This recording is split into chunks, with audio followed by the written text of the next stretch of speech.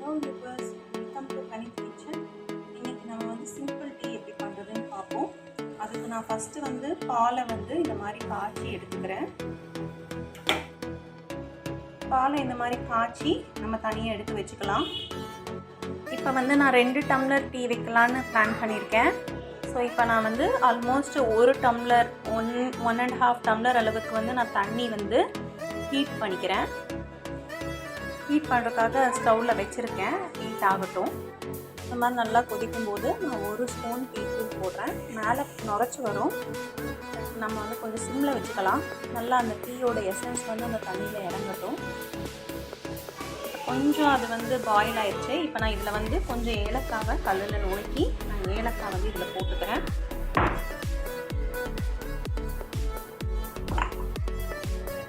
இதுலேயே நான் வந்து கொஞ்சம் இஞ்சியை தட்டி இந்த மாதிரி லைட்டாக தட்டி உள்ளே போட்டுக்கிறேன். டீ வந்து நல்லா அந்த எசன்ஸ் டீ பவுடரோட எசன்ஸ் வந்து நல்லா அந்த தண்ணியில் இறங்கிடுது. இப்போ வந்து நம்ம ஸ்டவ்வை ஆஃப் பண்ணிக்கலாம். சர்க்கரை வந்து நான் இதிலேயே போடலை. ஏன்னா வந்து சிலருக்கு சர்க்கரை வந்து நிறைய தேவைப்படும், சிலருக்கு ரொம்ப கம்மியாக தேவைப்படும், சிலருக்கு மீடியமாக தேவைப்படும். நான் இதை ஆஃப் பண்ணிவிட்டு தண்ணியை மிக்ஸ் பண்ணும்போது மீடியமான சுகரில் எப்படி வந்துட்டு இதையும் நெய்யையும் மிக்ஸ் பண்ணுறது அப்படின்னு சொல்லிட்டு காட்டுறேன். இந்த மாதிரி ஒரு பவுலில் நான் டீ மிக்ஸ் பண்ணி எடுத்துக்கிறேன். ஸோ இதில் வந்து நான் வந்து இந்த மாதிரி 1 ஸ்பூன் 2 ஸ்பூன் சுகர் போட்டுக்கிறேன்.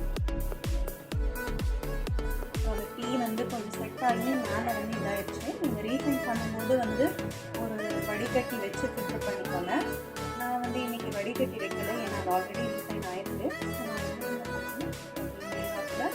இந்த சக்கரை 2 ஸ்பூன் போட்டோம்னா அந்த மிக்சர் நான் வந்து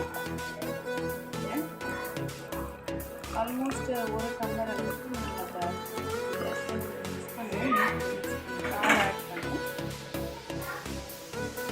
இந்த மிக்சர் தூளை நான் வந்து 1 டம்ளர் பால் வந்து இந்த மாதிரி எடுத்துருக்கேன். 1 டம்ளர் பால் நான் இதில் மிக்ஸ் பண்ணுறேன். பாருங்கள், கலர் வந்து பார்க்குறதுக்கு ரொம்பவே நல்லா இருக்குது. ஸோ இதை நான் வந்து நல்லா மிக்ஸ் பண்ணுறேன்.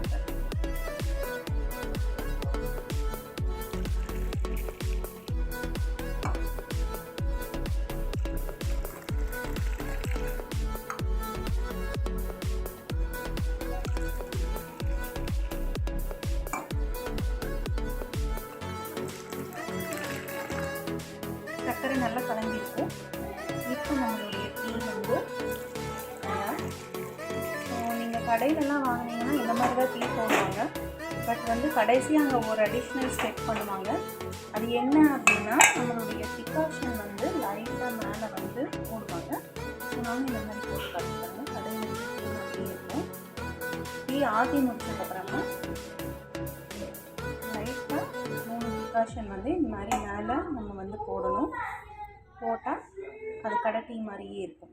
கண்ணாடி டம்ளரில் ஊற்றலை நான், அதனால உங்களுக்கு தெரியல. பட் நீங்கள் கண்ணாடி டம்ளரில் ஊற்றி இதை டேஸ்ட் பண்ணி பார்த்தீங்கன்னா கடை டீ மாதிரியே இருக்கும். நீங்களும் ட்ரை பண்ணி பாருங்கள்.